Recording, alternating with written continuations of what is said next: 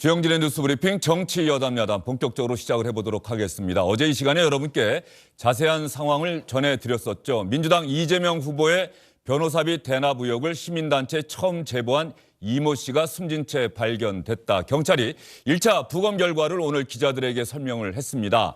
심장 질환이 사망 원인으로 추정된다는 1차 소견을 밝힌 겁니다. 서울경찰청은 이 씨 부검을 국립과학수사연구원에 의뢰한 결과 대동맥 파열과 박리라는 구두 소견을 전달받았다고 밝혔습니다. 사망 원인이 대동맥 파열과 박리라는 구두 소견을 전달받았다는 건데요. 경찰은 중증도 이상의 동맥 경화가 있고 심장 비대증 현상도 있었다면서 앞으로 정밀 부검을 진행할 예정이라고 밝혔습니다.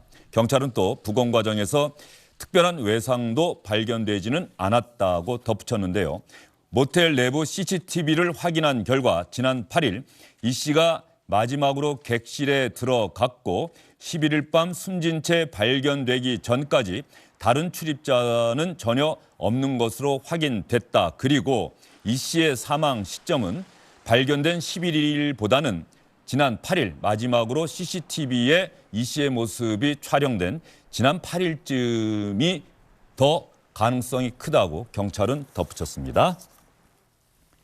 자, 이렇게 경찰이 이 씨의 사망 원인에 대해서 빠르게 언론에 브리핑을 했는데 이 변사 사건에 대한 1차 구두 소견을 이렇게 브리핑하는 것 자체가 대단히 이례적이라고 경찰 스스로 밝혔습니다. 그래서 기자들이 당연히 질문을 했죠. 이례적인 브리핑을 왜 하게 된 겁니까? 국민적 관심이 큰 사안이어서 1차 구두 소견을 먼저 밝히고 정밀 부검 결과는 국립과학수사연구원에서 오는 대로 다시 한번 설명하겠다 이렇게 밝혔습니다. 전재수 민주당 의원, 김경진 국민의힘 선대위 상임공보특보단장, SBS의 정하석 논설위원 함께합니다. 세 분 어서 오십시오. 네, 반갑습니다. 일단 정하석 의원, 경찰의 브리핑을 들어보면은 타살의 가능성은 별로 없다. 심장 질환이라고 해야 될까요? 대동맥 파열, 박리, 심장 쪽 이상으로 돌연사했다. 이쪽에 좀 무게를 둔 겁니까? 1차 소견상으로는 이제 그렇게 보여진다는 거죠. 일단은 타살의 흔적은 없고 그다음에 스스로 어떤 극단적인 선택을 취했을 만한 어떤 그런 정황이 없고 그런 상황에서 이 심장 쪽에서 대동맥이 박리되고 파열됐다라는 그러니까 심장 질환에 의한 돌연사 이쪽에 지금 경찰이 무게를 두고선 발표를 한 것 같습니다. 예. 김경진 단장이 검사 출신이시죠? 네. 이렇게 변사 사건에 대해서 이렇게 빠르게 브리핑하는 것이 이례적이다라고 경찰이 스스로 밝혔는데 기자들이 물어봤더니 대단히 국민적 관심이 큰 사안이어서 이렇게 한 거고 정밀 부검 결과는 나온 대로 얘기하겠다. 그런데 아마 경찰이 이렇게 브리핑한 것은 정밀 부검 결과가 나오더라도 지금의 1차 부검 결과와 크게 차이는 없을 것이다. 아마 이런 판단을 한 것 같기도 하고요. 그랬을 수도 있고요. 그러니까 경찰 나름대로 입장은 이해할 수는 있겠고, 근데 이제 통상적으로 저런 사건 같은 경우는 우리가 독극물 중독 이제 이 속칭 말하는 이화학적 분석이라는 것을 하거든요. 근데 그게 대략 한 열흘 정도 시간이 걸립니다. 네. 그래서 이제 정상적인 발표를 하려면 보통 이제 변사 발견되고 한 열흘 후쯤 이렇게 나오는 게 있는데 조금 빠른 감은 있죠. 근데 경찰 입장에서는 국민들이 의혹을 가지니까 저렇게 얘기해 줄 수도 있는 것이 아니냐 지금 그렇게 생각을 하고 있고요. 근데 저는 그것보다도 핵심은 이거라고 봐요. 이게 결국은 저 폭로자가 누구든지 간에 이게 변호사비 대납이 있었느냐 없었느냐 이게 사건의 본류 아니겠어요 보면. 근데 그게 서울중앙지검에 원래 고소장이 접수가 됐었고 대장동과 관련된 사건은 지금 중앙지검에서 수사를 하고 있는 거 아니에요 보면. 근데 중앙지검에서 이 사건을 접수시켜서 한 2주 정도 가지고 있다가 굳이 이걸 다시 수원지검으로 이송을 했거든요. 네. 그럼 특별히 이송할 이유라든지 수원에서 사건을 수사해야 될 이유도 없어요 보면. 그러면 중앙지검에서 지금 대장동 수사팀이 수사를 했으면 되는데 그걸 굳이 이첩했다. 이건 검찰의 태도 자체가 석연치 않은 측면이 하나가 있고 두 번째는 이거예요. 그게 지금 이제 그 우회적인 방법으로 지금 모 특정 재벌 기업에서 이재명 당시 지사의 이 형사사건 변호사비를 대납을 해줬다는 거 아니에요. 근데 그런 의혹이 있다. 네, 의혹이 있다. 근데 이제 그 대납 의혹의 방식이 지금 회사에 주식을 줬다는 거 아니에요. 20억 상당의. 근데 이게 지금 그 회사도 그렇고 변호사도 그렇고 이 주식을 안 받았다는 얘기는 안 나와요. 보면 주식은 분명히 간 것 같아요. 20억 상당의. 그러면 이게 그 해당 변호사가 그 회사를 위해서 20억 상당의 변론이나 고문 활동을 적절하게 한 점만 수사가 되면 이게 쉽게 밝혀질 수 있는 부분이거든요. 그러면 그 변호사가 그 모 그룹을 위해서 무슨 고문 계약을 했다든지 소송 대리를 했다든지 변론 활동을 했다 이런 부분만 간단하게 확인만 하면 되는 사건을 굳이 중앙지검에서 수원지검으로 넘겼고 수원지검에서도 이 부분에 대해서 지금 수사를 제대로 하고 있는 것 같지도 않고 어쨌든 이 본류에 관한 수사 이 과정이 특히 그 검찰의 수사 행태가 참 괴이하기 그지없다라고 예. 제 개인적인 판단입니다. 알겠습니다. 김경진 단장은 어쨌든 본질은 이 의혹 자체 아니냐. 이 씨의 사망 원인이나 이런 것보다는 그게 본질이다. 그런데 제가 이 질문을 드린 거는 이번엔 전재수 의원께 질문을 드릴게요. 사실 민주당이 좀 어제 발끈했던 게 국민의힘 쪽에서 이 씨가 숨진 채 발견되니까 상당히 뭐 이재명 데스노트다. 그리고 연쇄 간접 살인 사건이다. 국민의힘 쪽에서 이렇게 강하게 비판을 했더니 민주당이야말로 이걸 어떻게 그렇게 얘기하느냐. 이거야말로 흑색선전이다 이렇게 얘기를 했거든요. 그래서 경찰이 1차 부검 결과를 밝혔더니 타살이나 극단적 선택에 의한 사망일 가능성은 별로 없다는 취지로 일단 브리핑을 했단 말이죠. 예. 그러니까 이제 정치에 사실 도의라는 것이 있다면 정치에 도의라는 것이 있다면 어떤 사람의 죽음을 정치적으로 이용하지 않는 것이겠죠. 저는 정치권이 정말 해서는 안 되는 일이 바로 그런 거라고 생각을 합니다. 그런데 어제 국민의힘 의원들이 대검찰청에 우르르 몰려가가지고 거기서 하는 발언들 한번 들어보십시오. 이재명 후보가 죽였다는 겁니다. 이재명 후보가 그 뒤에 있다는 겁니다. 그러니까 직접적으로 이렇게 표현은 안 했지만 사실상 이재명 후보가 죽였거나 아니면 이재명 후보가 누구 시켜가지고 청부 살인을 했거나 아니면은 이재명 후보가 공모를 했거나 어떻든 이분의 죽음 뒤에 이재명 후보가 있다. 이 이야기인 겁니다. 그런 것이죠. 그렇게 해서 이재명 후보에게 좋지 않은 이미지를 더 씌우려고 한 겁니다. 우리가 적어도 어떤 이가 죽었다면 적어도 부검 결과를 보고 전후 맥락을 봐가지고 그렇게 하는 것이 정치의 도의죠. 그런데 이 도의를 넘어서도 한참 넘어섰다. 바로 그것이죠. 그렇기 때문에 오늘 이제 긴급히 이례적이긴 하지만 국민들의 관심이 지금 쏠려 있기 때문에 경찰 입장에서도 빨리 저 결과를 나오는 대로 발표하지 않을 수 없었을 겁니다. 이미 나왔습니다. 보통 사람보다 이 심장이 있잖아요. 보통 사람의 심장 두께보다 한 2배 정도 더 두꺼워가지고 이 저 심장 비대증이 있었다는 겁니다. 그리고 쉽게 이야기하자면 뭐 박리도 나오고 파열도 나오는데 쉽게 이야기하자면 기저질환에 의한 심장마비로 이제 나온 것이죠. 그 결론적인 이제 부검 결과는 며칠 있어 나오겠지만 그래서 저는 정말 정치권에 도의가 있다면 이런 식의 행태를 통해서 어떤 득표 활동을 한다든지 상대 후보를 공격하기 위한 도구로서 어떤 사람의 죽음을 이용한다든지 이것은 정말 해서는 안 되고 정말 정치권에서 추방돼야 될 그런 행태다. 그렇게 생각을 합니다. 예, 김경진 단장님 어떻습니까? 국민의힘을 대표해서 오늘 나오신 건데. 근데 전재수 위원님 말씀은 조금 과장된 것이 아닌가 싶고요. 대검찰청을 찾아갔던 것은 원래 수사의 단초가 됐던 변호사비 대납 의혹과 관련해서 네. 제가 아까도 말씀드렸다시피 굳이 중앙지검에서 수사해도 되고 수사해야 될 사건을 수원으로 이송했고 그 사건에 대해서 수사가 그리 어렵지 않음에도 불구하고 수사를 유야무야 뭉개고 있는 이 상황에 대해서 검찰이 당신네들이 똑바로 수사를 했으면 이런 상황이 안 생길 수도 있지 않겠느냐 이런 항의의 의사표시가 있다. 이런 맥락 속에서 봐주시면 될 것 같습니다. 우리 김경진 의원께서 어제 그 김기현 원내대표 발언이라든지 어제 하루 종일 쏟아졌던 국민의힘 의원들 홍준표 대표를 비롯해가지고 이분들의 메시지를 잘 안 보신 것 같아요. 보세요. 그거 보시면 핵심은 뭐냐면 이 변호사비 대납의 핵심이 있는 것이 아니고 이재명 후보가 간접 살인했다는 겁니다. 어떻든 이재명 후보가 뭔가 연관이 있을 거다. 이재명 후보가 이 죽음 뒤에 있을 거다라는 것이 핵심이죠. 그렇지 않습니까? 그렇기 때문에 어느 정도껏 하셔야 된다. 이준석 대표 당대표의 표현, 뭐 이제 여러 분의 의원들께서 많은 표현을 했기 때문에 제가 그걸 일일이 다 확인을 안 해봤지만 이준석 대표의 표현은 기이하다였습니다. 그리고 제가 본 또 다른 표현은 영화 속에서나 등장할 법한 장면이 발생했다. 저는 이제 이 정도 표현을 봤는데 어제 그 피켓 들고 있는 거 못 봤습니까? 피켓에 뭐라고 적혀 있습니까? 피켓에. 뭐라고 국민의힘 의원들이 피켓을 들고 있는데 뭐라 적혀 있습니까? 뭐라고 간접살인이라고 되어 있지 않습니까? 아, 그렇습니까? 간접살인이죠. 네. 피켓에는 자기네들이 주장하고자 하는 핵심적인 주장 내용을 피켓에 담는 겁니다.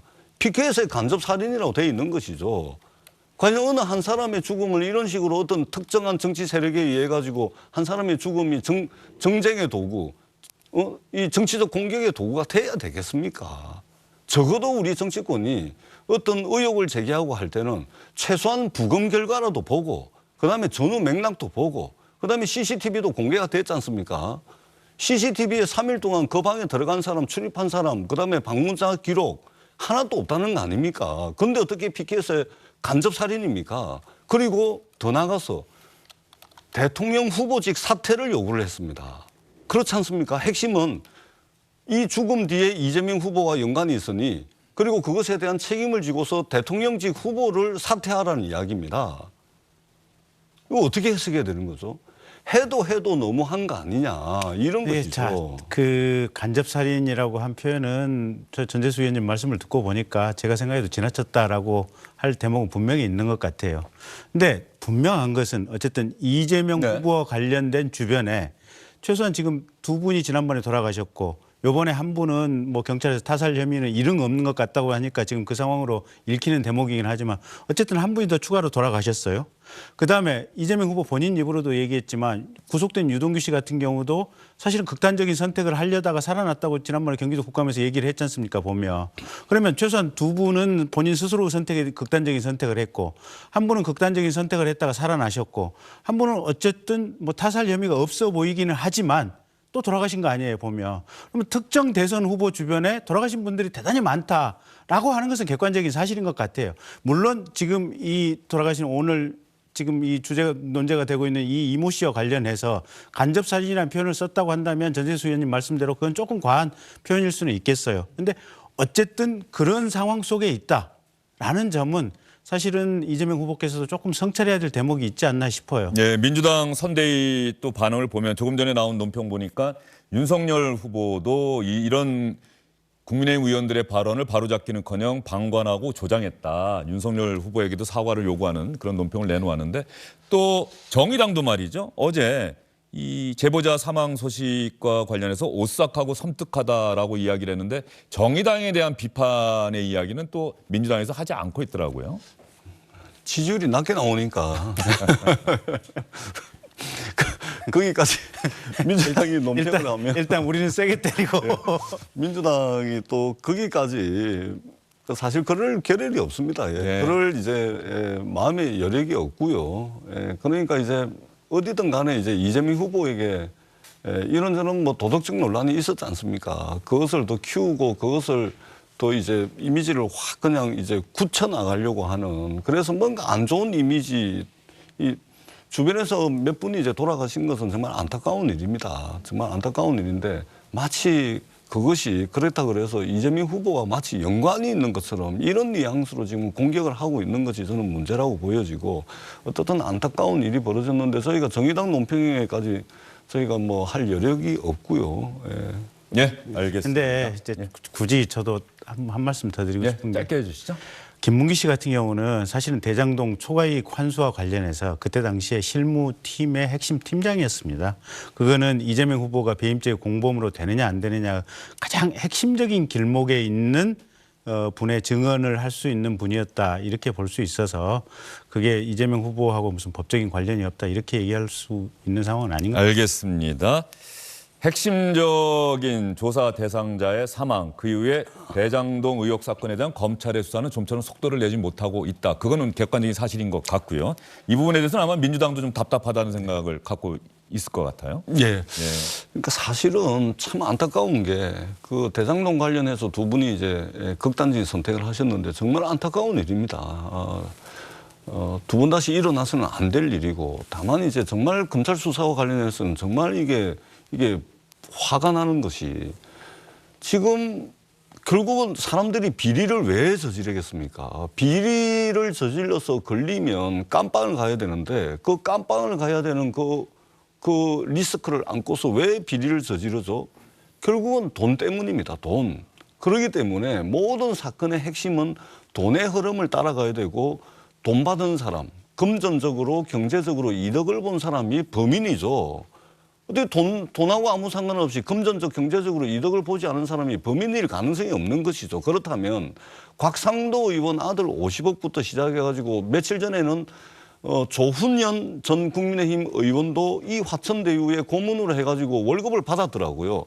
원유철 의원부터 시작해가지고 전부 돈 받고 금전적으로 경제적으로 이득 본 사람은 국민의힘 아니면 국민의힘 관계자들인데 돈 받은 사람에 대한 수사는 하나도 안 하고 엄한 사람 그냥 몇 달 동안 불러다가 위선 불러라 하니까 심리적 압박을 느끼지 않았냐 이렇게밖에 볼 수가 없는 것이죠. 그래서 검찰 수사가 애초부터 방향이 잘못된 것이다. 아니 계좌 추적하면 되지 않습니까? 돈의 흐름을 따라가지고 계좌 추적하면 화천대유 관계자인 김만배 씨 친누나가 윤석열 후보 부친의 집을 얼마 주고 샀고 왜 샀는지 그 돈이 어디서 나왔는지 뻔히 다 밝혀지는 거 아닙니까? 돈을 따라가는 수사를 해야 되는데 자꾸만 무슨 녹취록 따라가는 수사하고 사람 말 따라가는 수사하다 보니까 엄한 사람들이 이렇게 피해를 보는 겁니다. 극단적 선택을 하는 것이죠. 저는 검찰 수사에 대해서 정말로 이게 정말로 이 분노를 금할 수가 없고 이 대선 중에 되면 좋겠지만 대선이 끝나더라도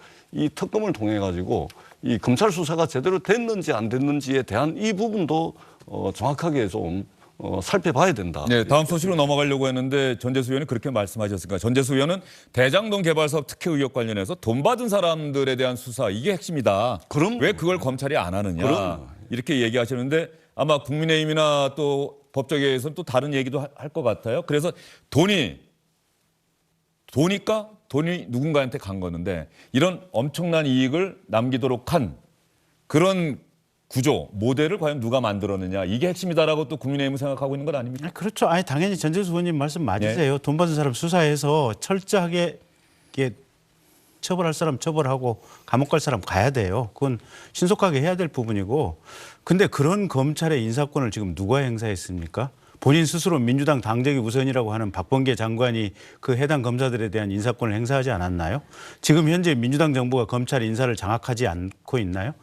지금 현재 문재인 정부 민주당 정부가 이 서울중앙지검 수사부서를 다 지휘하고 있지 않나요? 그다음에 지금 현재 이재명 후보의 핵심 측근이라고 일컬어지는 정진상 씨 같은 경우는 이 공소시효가 지금 뭐 2주가 남았다고 하는데 아직까지 소환도 못하고 있는 거 아니겠습니까? 이 현재 민주당 정부 인사권에 의해서 억눌려진 수사팀이 대통령 후보의 핵심 측근이라고 하니까 소환조차도 하지 못하는 이게 지금 현재 검찰 수사의 현실인데 그거를 어디 가서 뭐라고 얘기하실 수 있는지 궁금하고요. 어쨌든 핵심은 이 거대한 몸통 1조 경실련에서 얘기하는 1조 8천억 정도 추산되는 이 거대한 몸통의 이 불법 이익이 몇몇 화천대유 민간업자들에게 가도록 한 이 초과이익 환수 조항을 배제하도록 했던 그 핵심 주체가 누구인지 실은 이재명 당시 성남시장이 사인하고 구두 지시했던 그 공문도 있다고 그래요 보면. 그런 상황인데 왜 이재명 후보를 소환 조사를 안 하는지 저로서는 참 궁금하기 그지 없습니다. 그러니까 문재인 정부의 검찰이긴 하지만 문재인 정부가 검찰 조직을 완전히 장악을 했으면 윤석열 후보와 같은 이런 분이 나올 수가 없겠죠. 완전히 장악했다면. 장악이 안 되는 것이죠.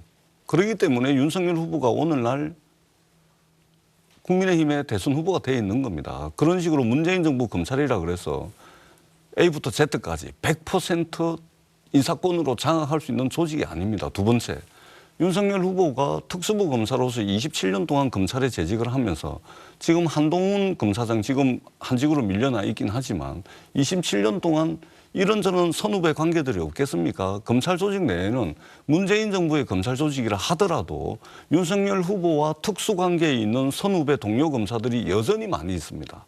그 말씀을 드리고요. 결론적으로 설계자가 누구냐? 이 민간업자들이 8천억에 달하는 초과 이익을 많은 이익을 가져가게 만든 이 구조를 만든 사람이 누구냐? 그럼 결론적으로 이재명 후보가 이 범죄 혐의자들, 국민의힘 관계자들에게 50억 밀어주고 이렇게 하려고 그럼 이재명 후보가 설계를 이렇게 했을까요? 국민의힘 관계자들에게 돈 주려고 윤석열 후보 부친 아버지의 집을 사주기 위해서 이 범죄 혐의자들이 돈을 막대한 초과 이익을 가져갈 수 있도록 이재명 후보가 설계를 했다는 이야기입니까? 그러니까 앞뒤 말이 안 맞는 거죠. 저는 그렇게 보고 요 있어요. 정도 말씀을 드립니다. 알겠습니다. 민주당 당내에서도 지난번 당내 경선할 때 서른 의원 같은 경우는 이재명 후보를 가리켜서 감옥 가 있어야 할 분이 공당의 대선 후보로 나왔다 이렇게 표현한 걸로 저는 기억합니다. 알겠습니다. 대장동 개발 사업 이야기만 나오면 또 주영진의 뉴스브리핑 분위기가 좀 가열되는 뜨거워지는데. 것 같습니다. 알겠습니다. 잠시 후에 다시 또 이야기를 계속 이어가도록 하고요.